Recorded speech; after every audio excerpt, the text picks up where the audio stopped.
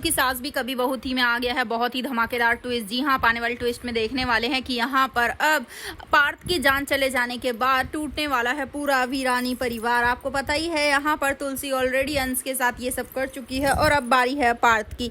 पार्थ भी नहीं बचेगा क्योंकि वो वैष्णवी के साथ बहुत गलत कर रहा होता है। लेकिन इसके बाद कहानी क्या लेगी नया मोड़, चलिए बताते हैं। लेकिन हाँ, अगर अभी तक आपने हमारे चैनल को सब्सक्राइब नहीं किया है तो जल्दी से कर लीजिए।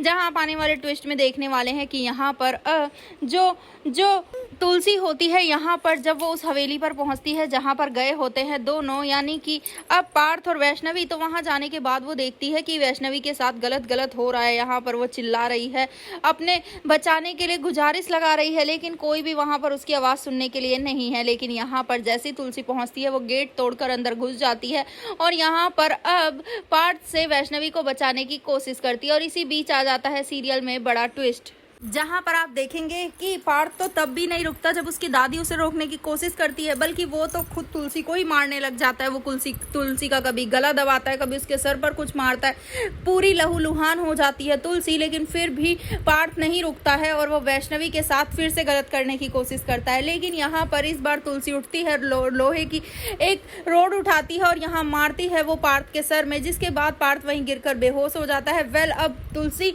वैष्णवी को लेकर वहां से भाग निकली है, लेकिन आपको बता दें कि यहाँ पर पार्थ की जान चली जाएगी और इस सब का इल्जाम लगेगा तुलसी पर।